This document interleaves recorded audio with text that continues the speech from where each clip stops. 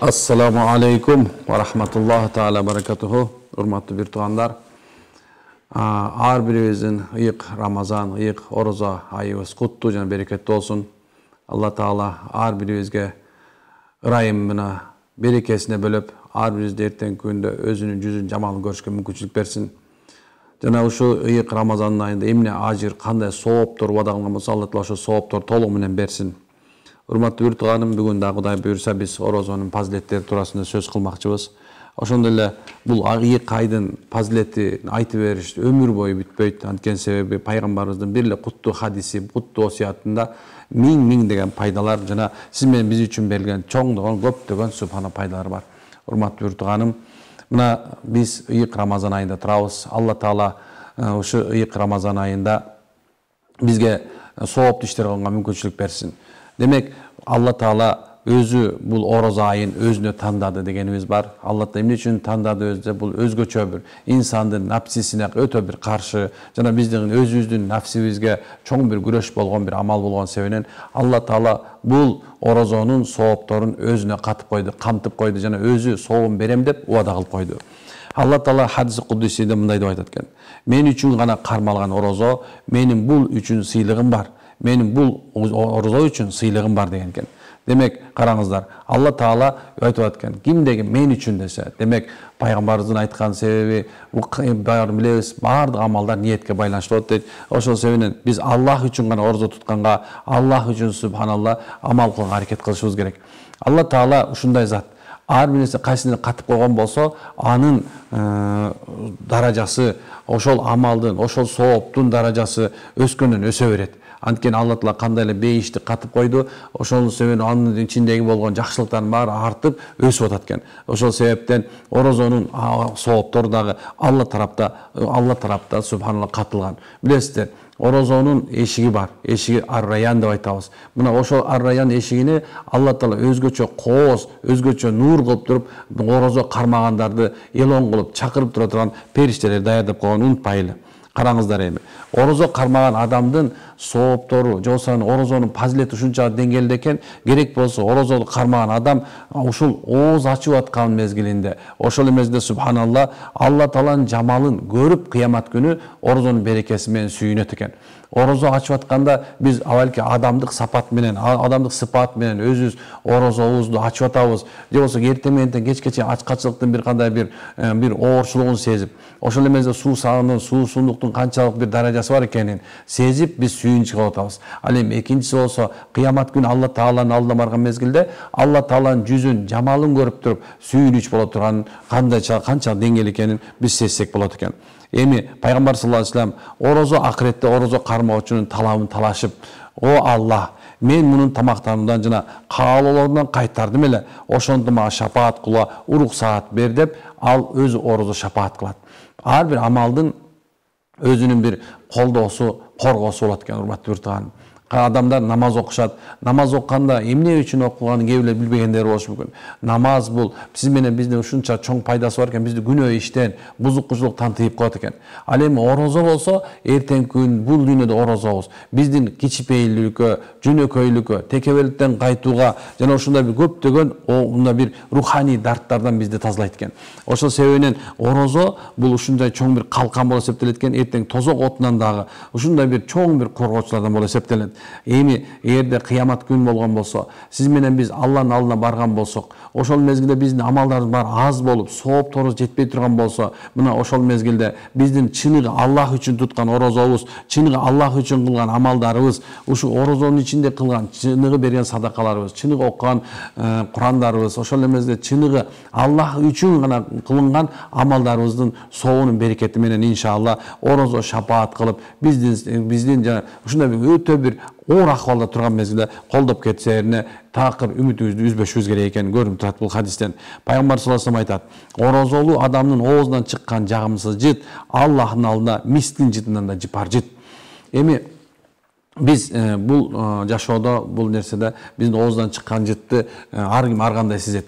Мисалы бирөөнө жагымсыз болот, канчалык жагымсыз. Биз ошол себептен мына азыркы мезгилде тишти жууй турган каражаттарды колдонуп атабыз, пасталарды колдонуп атабыз, суулар менен жуунуп атабыз, жвачкаларды чайнап атабыз, мисвактарды колдонуп атабыз. Эми караңыз, канча нерсени кетириш үчүн. Бирок ошол орозо мезгилинде биз ушул нерселерди кыла албайбыз. Же болбосо ушул нерсе колдонуш биз үчүн жакшы болбой калат. Орозо ачылып калат деп коркобуз. Эми караңыз, ошол мезгилде керек болсо чыгып аткан жыт адамга эле эмес, балки Алла Тааланын өзүнө дагы жагымдуу экен. Демек караңыз, орозо айынын фазилети керек болсо адамдын ичине мисалы ал жыт адамдын ашказан ооругандыгынан, же болсо бир тиштерин курт жегендигинен, же бир кандай бир бактериянын бардыгынын белгиси болуп аткан болсо, эми орозо убагында канча болсо дагы Алла Таалага жана анын периштерине жагымдуу болуп эсептелет экен тууганым. Орозонун фазилеттери көп. Ошонун бирөөсү орозо адамды тозок отунда сактай турган күчтүү чеп жана коргонуу деп пайгамбарыбыз айтып кеткен экен. Орозо адамды тозок отундан сактай турган. Же болсо биз кээ бир убакыттарда диний адамдар тозок жөнүндө айткан болсок, бейиш жөнүндө айткан болсок, силер тозок жөнүндө айтып коркута бересиңер, бейишти айтып субханалла, ушундай бир манда бир кандай бир жомокту айтып аткандай болосуңар деп бизге айткандар абдан көп. Бирок айтайын деген максат эмне? Биз эптелүү кечпи Алланын алдына барабыз. Бул амалдарыбыздын бардыгы тең. Пайгамбар саллаллаху айткандай, акылдуу адам бул дүйнөсүндө көп эмес, ахиретине көбүрөөк көңүл бурат деп айткан. Ошол себептен биз ахиретибизге көңүл бура турган амалдардын ичинде дагы ушу орозо да кирет. Биз орозону мындай бир ачкачылыкты сезүү үчүн, же болсо суусундуктун мындай бир даражасын, анын баркын сезүү үчүн, же болсо эмес, кээ бирөө болсо арыкташ үчүн, кээ бирөө болсо дагы бир мындай барктуу болуш үчүн деп орозо кармагандар да бар да, туурабы? Бирок биз айтайын деген максатыбыз ушу орозо иншалла Кудайым буйрса түбөлүктүү боло турган, өтө азаптуу боло турган, биз буну өтүп кеткенден кийин Алланын алдына Кудай сактасын барып калган тозок отунан сактай турган бир калкан экен, чеп экен тууганым. Демек орозонун кадырын карасаңыз канчалык. Фазилет деген сөздү айта турган болсок, анын артыкчылыгы, анда болоп келе турган пайдалар деген сөз да, туурабы? Демек орозонун пайдасы ушул экен. Керек болсо бул дүйнөдө адамга ден соолук, бакубатчылык, ошол мезгилде нур алып келе аткан болсо, ахиретте болсо сиз менен бизди улуу болгон азаптан колдоп, коргоп кете турганы анык болду. Демек, пайгамбарыбыз дагы бир хадисинде кимде ким Аллах үчүн бир күн орозо кармаса, Аллах ал адамдын жүзүн тозок отунан 70 жылдык аралыктан алыстатып коет. Мынакей тууган. Караңыз, бул күн, бул дүйнөдөгү бир күн канчалык баалуу. Кыргызда бир жакшы сөз бар да, бейиштин 1000 күнүнөн түрлүктүн бир күнү деп айтат. Караңыз, эмне себептен мындай десе, кээ бирлери авалки бул дүйнөдө жыргап алыш керек деп түшүнүшү мүмкүн. Эмес бейиш келгенде бир күндө жыргап алайын деп айткандар дагы бар. Жок, андай деп айткан жок. Авалки эгер десем бир күн бул дүйнөдө чыныгы амалды кыла турган болсоң, чыныгы субханалла, Кудай жагат, Кудайга жага турган, Аллахыбызга жага турган, жаратушуга жага турган амал кыла турган болсоң, мени Кудайым буйрса Кудай сактасын, өтө бир азаптуу боло турган, тозоктон сактала турган күн экендигинин пайдасы ошол күндүн пайдасы ушул экенин айтып аткан. Демек, кимде ким Аллах үчүн бир күн орозо кармаган болсо, Аллах ал адамдын жүзүн тозок отунан 70 жылдык аралыкка алыстатып коет. Билесиздерби, бул дүйнөдө бизде жыл, күн, ондай бир саат деген нерселерге мындай көңүл бурбайбыз. Кээ бир адамдар менин туулган күнүм мына бүгүн, баланчага чыктым, тиге чыктым дейт. Бирок ал адам мисалы 40-ка чыккан болсо деле, мейли 50-ге чыккан болсо деле, ал 50 жыл жашап койду, келечекте канча калганын билбейт. Же болсо ахиретинде дагы бир нече убакыт, дагы бир нече секунд, балким дагы бир саат, дагы бир мындай айтканда алдыга жакындап өзүнүн өлүмүнө келатат деген сөз. Демек, кимдеген бул дүйнөдө жыргап куунап өткөн болсо, билесиздер, бул ахиреттин унутуп калган болсо, орозо тутпаган болсо, ал адам үчүн өзүнөн башка кимге зыян болот? Ушуну дакшылап ойлонуп көрсөк.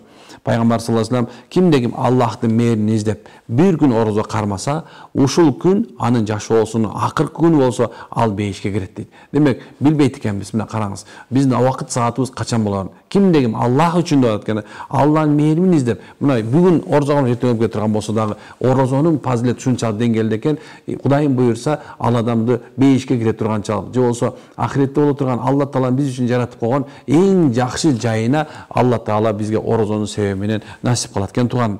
Пайгамбар саллаллаху алейхи вассалам акыйкатта бейиште Ар-Райян деген эшик бар. Акыретте бул эшиктен орозо кармагандар гана кире алышат. Алардан башкаларга бул эшиктер жабык болот.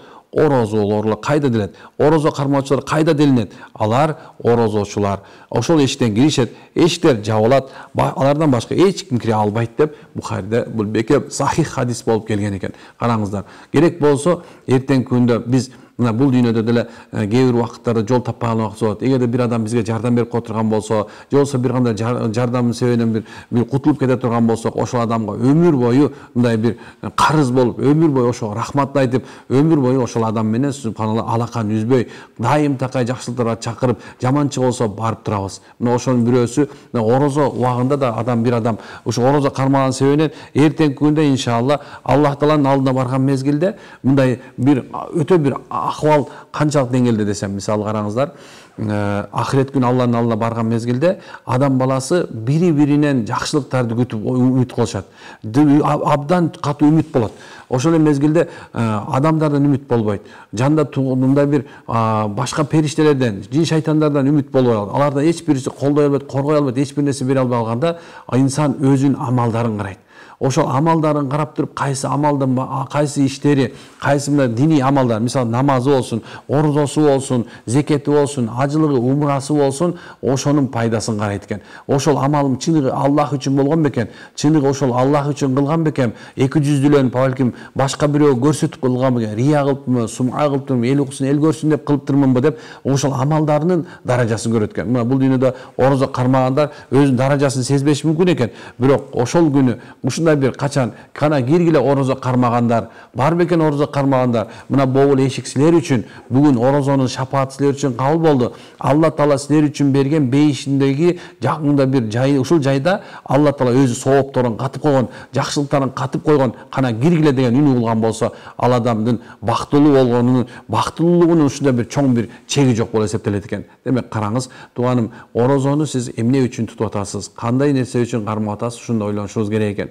Эгерде кимде ким орозо кармап, бирок орозосунда бир кайдыгерлик кылып, ошол орозонунда бир ачкачылыктын гана бир күндөрүнөн кылып, башка нерсеге үмүт кылбастан жөн эле бир амал кылып аткан болсо, анда караңыз бир тууганым. Демек сиз ушу орозоңузду кайра жаңыдан мына азырда мына бүгүн аз бизди угуп атасыздар, угуп атканыңыздарда ушул амалдарыңыздарды, орозоңуздарды кандай кармап атканыңызды ойлонуп коюңуз. Аллах үчүнбү, эл үчүнбү, да бирөө үчүнбү, же болсо башка бир ден соолук үчүнбү? Жок. Сиз бир гана Аллах үчүн кармап атам, ниетимди жаңыртып деңиздер. Билесиздерби? Алла Таала биздин эч нерсебизди карабайт. Сулуу жүзүбүздү карабайт. Алла Таала биздин байлыгыбызды карабайт, мансабыбызды карабайт, бийлигибизди карабайт, улутубузду карабайт, уруубузду карабайт. Алла Таала биздин чыныгы мына бул жердеги жүрөгүбүздү карайт экен. Пайгамбар саллаллаху алейхи вассалам ат-тaqва хахуна, чыныгы таквачылык, Кудайдан коркуучу мына ушул жерде деп 3 жыл айткан экен. Сиз менен биз ушул жүрөгүбүз менен Кудайым ыраазы болор бекен, ушул орозо ал үчүн кылып атам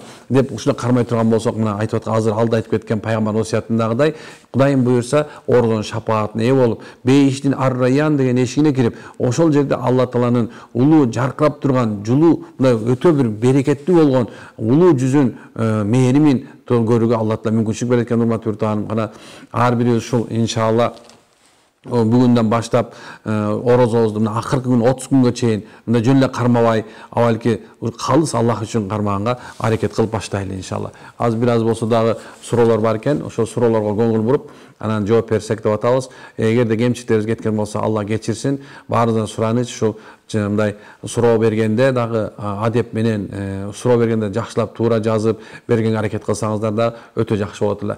Анда биринчи суроого көңүл буралы иншалла. Суроолорду 0776 744 411 деген номерге жөнөтсөңүздөр иншалла жооп берели. Ассаламу алейкум устаз. Мен намазда кээде салатан нарияны кошуп окуп коём. Болобу? Рахмат. Негизи намазда өзү белгилеп койгон пайгамбар саллаллаху алейхи вассаламдын 2 салават бар. Ибрахим алейхиссаламга, ошондон пайгамбар саллаллаху алейхи вассаламга деп ушул эме бар. 2 салават бар, ошону окуганы жакшыраак. Ошол эмеде баардык эле салаваттарды окуй берсе болот дей турган болсок, баягы салаваттын өтө көп түрү бар да, бирок пайгамбар саллаллаху алейхи вассалам ушуну кошкула деген себебинен биз ушуну кошобуз. Колдон келсе ошону кошобуз. Бирок намазыбыз бузулган жок. Колдон келсе намаздын ичиндеги күнүнкү Аллахумма салли, Аллахум барик 2 салават айтсаңыз жакшыраак болот. Ассаламу алейкум. Орозоңузду Аллах кабыл кылсын. Фарз намазда жамааттан 1 же 2 рекет кеч калып калса, кулак кагып кошулгандан кийин кеч калган рекетти окуп атканда зам сүрөсүн кошобузбу? Эгерде фарз намаз болсо, ооба. Эгерде мисалы 2 рекет бүтүп калган экен, сиз эки рекет бүтүп калып ошондон жетишпей калган болсоңуз аркасында улаганыңыздарда качан имам эки жака салам бергенден кийин туруп биринчи фатихадан кийин зам сүрө эки зам сүрөнү кошуп андан кийин намазды толуктап бүтүрөсүз иншалла. Анткени себеп намазда фатихадан кийин зам сүрө кошуп важип болгон себептен. Мен 12 жаштамын. Орозо кармай берсем болобу? Болот иншалла. Орозо кармай бериңиз, үйрөнө бериңиз. Диниңизди үйрөнгөнүңүз жакшыраак болуп эсептелет.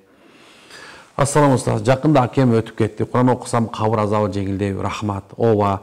Биздин бир туугандарыбызга негизи Ханафи мазхабыбызда биздин аалымдардын көз карашында ошондой пайгамбарыбыздын хаяты жашоосунда болгон дуа кылыш, Куран окуш бул сообу жетет деп айтабыз. Ошол менен бирге эле кабыр азабынан да жеңилдетет деп айтабыз. Көптөгөн садакалар, ошол эле мезгилде хатмы Куран, зикирлер, мына ушулардын баардыгы тең ошол кабырдагы азабынан жеңилдешке бир себеп болот. Ошол адам албетте таква, Кудайдан корккон адам болуп өтүп кеткен болсо, анда иншалла Алла Таала жеңилдигине жеңилдик берет.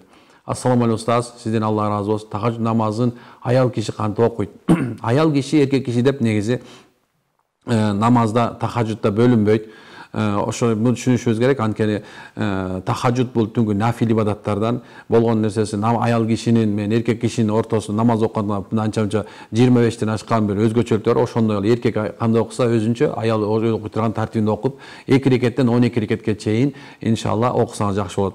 Белгилүү аалымдардын койгон тартибинде айткан тартиби ушул экен. Мисалы, 2 рекет тахажжуд намаз окуганыңыздан кийин бир аз кичине зикир кылып отуруп, анан бир аз Куран окуп, анан дуа кылып, улам ушундай бир намаздын бир чучугун чыгара, маңызын чыгара субханалла окуганга аракет кылыңыздар. Жөн эле бат-баттан окуп бүтүп коюш эмес, балки шашпай, так, туура иншалла дуа менен. Ассаламу алейкум устаз. Орозо кармап аткам. 11-класстын окуучусумун. Мектептен кыйналып калып, атам азыр орозону кармай туруп, 6 күн орозону кармабай туруп, 6 күндүк орозону кармасам болобу дейт. Жок. Сиз 11 класс болгон себептен мындай мойнуңузда парыз. Ошол себептен колдон келишинче аз 1-2 күн кыйналасыз, анан кийин көнүп кетесиз, Кудайым буйрса, токтотпой кармай бериңиз. Анан орозодон кийин 6 күндүк дагы бар, анткени себеп фазилети бар. Ар бир 10 күнгө болгон себептен орозо айында 30 күнү 300 күн, 6 күнү 60 күн болуп, анан 360 күн орозо тутту деген соо жалат деп иншалла үмүт кылып биз 6 күн tutабыз. Ассаламу алейкум. Мен көп эстейм. Себеби эмне? Көз тийүүбү? Эми мүмкүн субханалла көп эстесеңиз, балким уйкуңуз келет, чарчап уйкуңуз да келиши мүмкүн. Аны дагы мындай дагы түшүнүш керек. Баардыгын сен көз тийгенге кетире бербеш керек, колдон келишинче иншалла. Бул өзү баардыгы деле көз тийүү айнала инсаны хакында пайгамбарыбыз инсанга көз тийиши чындык деп айткан. Ошол себептен бул көз тийүүнү чындык деп айтабыз. Ошого каршы мисал алса, кандай десем, пайгамбардын сүннөтү болуп эсептелет. Ошонун даарысы эртең менен Ихлас Фалак-Нас 3 жолу, пешимден кийин 1 жолу, асырдан кийин 1 жолдан, шамдан кийин 3 жолу, куптандан кийин 3 жолдан Ихлас Фалак-Нас окуп туруңуздар. Иншалла баардык ушул жаман нерседен кутуласыздар. Ассаламу алейкум, дуа кылып коюңуз деген динде барбы?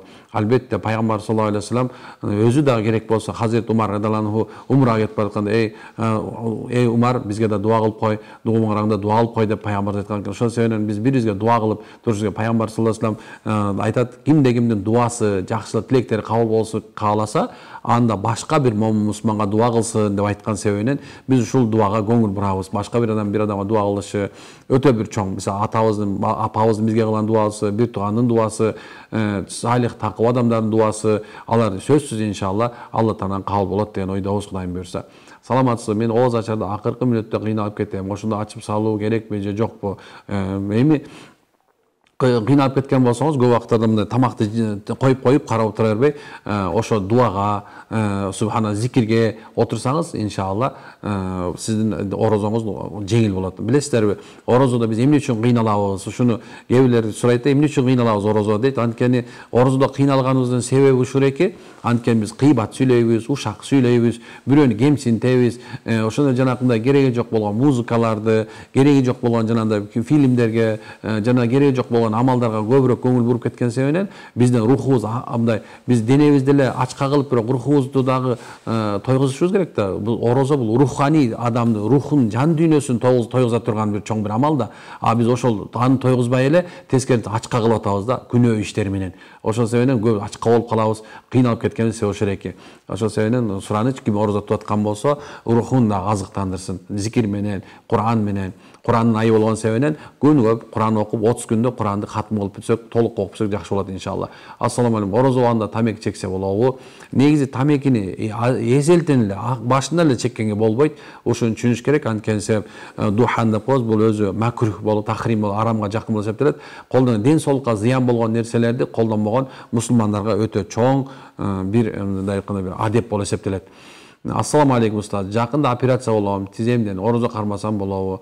Субхана, ошо болгонго чейин эгерде врачтар сизди карап аткан болсо, ошо дарыланганыңызга, даярданганыңызга зыян болот, токтоп турса, токтоп туруңуз иншалла. Аны айыккандан кийин кармайсыз, Кудай мырза. Ассаламу алейкум устаз. Жакында, болду, бул алдык. Демек, бул негизи биз исламда ушул врачтардын, доктурлардын айтканын аябай көңүл буруп карайбыз. Анткени ислам оорчулуктун дини эмес, жеңилчиликтин дини. Бул мындай фанатизмдин дини эмес, бул акыйкат, чыныгы, ыймандуулар үчүн бул болгон нерсе. Дин. Ошол себептен кээ бирлери мындай туура эмес ойлонуп, туура эмес жолдо жүрүп албаңыздар. Мен Аятул Курсини жаттай албай атам. Аны кошпой эле окуй берсем болобу? Намаздан кийин деп болушуңуз мүмкүн. Намаздан кийин жаттабасаңыз деле ошо колуңуздан ачып карасаңыз, бир намаздан бир намазга чейин Алла Таала жеңилдик берет. Бир намаздан бир намазга чейин Алла Таала өзү коргонучун алат деп пайгамбарыбыз айтып кеткен. Ошон үчүн намаздын ичинде эмес, намаздан сыртында кааласаңыз окуй бересиз. Ассаламу алейкум. Мен 2 күн орозо кармап, бүгүн кармаганга туура келди. Ооруп, температура болдум. Анан аягында кошуп кармаса болобу же кармаш керек беле? Рахмат. Жок. Сиз ооруп калган болсоңуз, анда ошо токтотосуз дагы, анан эртең айгар менен кайрым кийинкисинде бул жүйөлүү себеп болот. Кайра бир күн ордуна күн төлөп бересиз. Жокса казасын тутасыз деген сөз да. Эгер атайылап эле жок, чыдабай кеттим, болду, мен кармабайм, болбойт экен деп ушундай ачып алса, анда бир күнгө 60 күн, анан калган күндөрүндө күнүнө күн орозонун кафарасын деп коебуз, ошонун казасын толтуруш керек болот. Ушундай нерсе. Ошон үчүн бир туугандарым, орозону мындай ибадатты оюнчук катары көрбөгөнгө аракет кылыңыздар. Ассаламу алейкум устаз. Бала эмизем, сүтүм жакшы эле, орозо кармадым, болбойт деп угуп жатам. Болобу же кандай? Эгерде ушу сиздин балаңызга зыян келбей турган болсо, кармай бериңиз. Аны эч кандай эмес жок. Эгерде балаңызга зыян келип, өзүңүзгө оорчулук келип, башыңыз айланып, жыгылып, баягы каныңыз түшүп кете турган болсо, анда кармабагыңыз жакшыраак. Андай болбосо, ден соолук жакшы болсо, кармаңыз. Балки бул таквачылыктын белгиси. Кээ бир риваяттарда чоң аалымдардын апалары ушу орозо убагында керек болсо, күндүзү балдарын эмизбеген дегенге чейин таквачылыктын туу туткан адамдардын өткөн окуяларынан үлгү алабыз биз иншалла. Ассаламу устаз. Орозо кармап жатканда байкабай бир аз суу ичип алдым. Эчтеке болбойбу? Эгерде билбестен, унуткуу менен сиз мындай орозоңуздун ичинде суу ичип алсаңыз, кээ бирде болот ушундай томакты тое ичип алышыңыз да мүмкүн. Мен орозо эмес белем деп эстеп кеткен болсоңуз, ошол жерден орозоңузду дагы улантып кетесиз. Орозоңуз бузулбаган болот. Эгер атайлап ичип алган болсоңуз, орозо жана айткандай кайра кафарасын берүүгө туура келет. Кудай сактасын, бирок мындай билбестен кылбаса эч нерсе эмес иншалла. Ассаламу алейкум устаз. Орозоңуз кабыл болсун. Рахмат. Эрме устаз, мен давлением түшүп кеткенге байланыштуу врач 5 күн капельница жазды. Карыз кылып кармаймынбы? Ооба, эгер врач айтса, ошо капельница алыңыз, андан кийин капельница алгандан кийин орозоңузду тутсаңыз болот десе, анда ошо күнүнө күн иншалла Кудай берсе тутуп карызыңызды бересиз. Аллам сизге шипа берсин. Алла таалам ушул ихласыңызды, ушунчалык бир ошо орозоңузга капа болуп, кайгырып турганыңызга Алла таалам сизге мындай нур, кубат берип, иншалла ооруңуздан дайым сакайтып ийсин иншалла. Ассаламу урматтуу мусулман бир туугандар, кармаган орозоңузга кабыл болсун. Устазым, сизден сурам, кечирим туурасында. Турмушта ушундай окуя баштан өтөт экен, эстеген сайын жүрөктөн жинденип кетем. Ошол адамдар кантип кабыл алыш керек? Намазды окуп, Аллах Тааламдан деле сурап атам, жардам бер, кечиргенге деп, бирок туура кечиргенди билбей атам. Урматтуу бир тууган, сиз улуу бир айда турасыз. Ошонун себебинен баягы биз айтабыз кечиргиле деп. Кечирген көп убакыттарда биз мындай кантишибиз керек бир убакытта мындай болот да, жүрөгүбүз ошол оорутуп койгон, көңүлүбүздү оорутуп койгон, дагы бир нерсе кылып койгон, биз ошол нерсени кыла албай атабыз. Эми сиз тескерисин кылыңыз. Сиз ошол адамга, сиздин жүрөгүңүз оорутуп койгон болсо, ошол адамга барып белек алып барып бериңиз. Белек алып барып, ошол киши менен учурашып, ассаламу алейкум деп, чайыңызга чакырып, ошол адамдын мындай жакшы жактарын көргөнгө аракет кылыңыз. Анткени алыстан туруп алып, ал адамды жаман көрөм дей берсе, жаман көрүп тура бересиз. Бая ачууңуз келгенде келе берет. Сиз көңүлүңүз бир ортуп коюшу мүмкүн. Бирок пайгамбар саллаллаху алейхи вассалам билесизби эмне деп айткан? Бир адамды дейт өтө сүйүп кетпегиле дейт. Ал бир күнү болсо силерге душман болуп калат. Бир адам өтө жек көрүп кетпегиле. Ал бир күнү болсо бир күнү силерге дос болуп, сиз ахиретиңизди коргоп, ахиретиңизди азаптан сактай турган бир чоң бир жардамчы болуп калышы мүмкүн деп пайгамбар айткан. Ошол себептен колдон келсе амалыңыз менен ошол адам жанына барып, пайгамбар айткандай, силердин дейт да эң баатырыңар дейт да ачуусун жутканыңар деген. Ошо ачууну жутуп барып машина кечирим сурап, ассаламу алейкум десеңиз жакшыраак. Ассалам устаз, Аллах сизден разы болсун, орозон кабыл болгон болсун, орозо кармап укол алса ооз ачылып калабы? Ушул жөнүндө азыр фатва чыгып атат. Диний иштер мусулмандардын фатва бөлүмүнө барсаңыз жакшыраак болот. Азыр биз бекер жооп турабыз. Негизинде бузулбайт деп айтып элек, анан эми азыр бузулат деп ушундай бир фатва чыкты деп атат. Ошол себептен мен өз көзүмө көрө элек, мурокочу устаздардан уктум. Ошол себептен биз дагы муфтиятка, уламалар кеңешине баш ийген себептен эгер алар ушундай фатва бузулат деп чыгарса, анда субхана бузулат деп айтабыз. Эми жакын арада Кудай сура толук билип, ушуну балки муфтияттагы алымдар дагы айтып чыгат деген ойдомун, Кудай кааласа. Ассаламу алейкум. Мен инсульт болгом. Ден соолугума жараша кармай албай атам. Менин күнөөлөрүм кечирилеби? Эгерде Аллахым сизге шифа берсин эми. Инсульт деген чоң бир оору. Бул жөн эле эмес, балки субханалла баштан кан тамыр жарылып кеткен деген сөз. Балки бир жагыңыз иштебей калгандыр, кичине сүйлөшүүңүз оорураактыр, балки кыйналып атасыз. Бул да сиздин мындай айтканда фидия деп коебуз. Ушул орозо кармай албаган себебиңизден бир күнүнө бир күндүн орозо битирдин санынча фидия кылып берсеңиз болот. Мисалы 30 күн боло турган болсо, мисалы азыр фитир сада канча 60-70 сом болот аткан болсо, мына күнүнө эсептеп 30 күндүн толук таптырып, бир кедей кембагалга берсеңиз, иншалла Кудай буйрса, ошо мындай айтканда ордуна кафара катары өтөт дейбиз. Эми мен айтып аткан нерсем ооруңуз бар себептүү болуп атат да, оорубай эле мен фидия берип коюп кутулат экенмин анда деген ал туура эмес болуп эсептелип калат.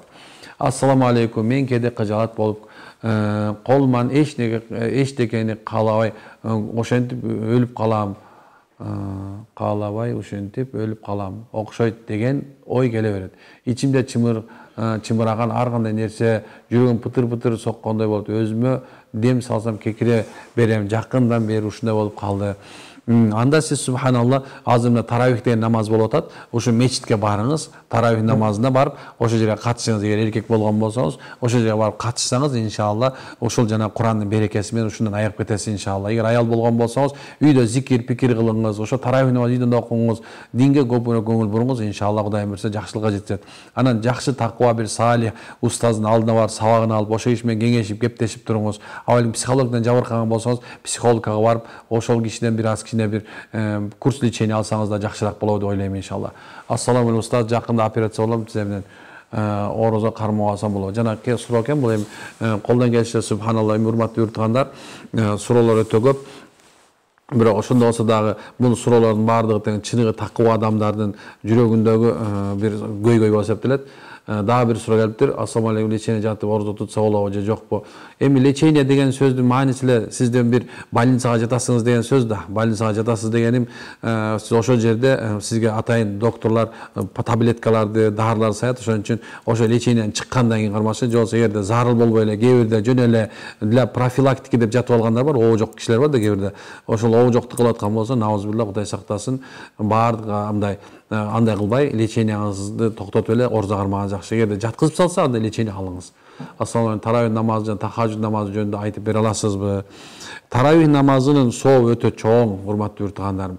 30 күндүк орозонун ичинде 20 рекеттен окуш Азирет Умар радыйаллаху заманында Хулафай Рашидиндердин сүннөт болуп себебинен бизге ошол Хазирет Умар радыйаллаху бизге мындай бир тартип кылып түзүп берген, ошону кармап келатабыз, тутуп келатабыз, окуп келатабыз дегендей. Андан тахажжуд намазынын фазилети өтө чоң. Мунун өтө бир чоң берекеси бар.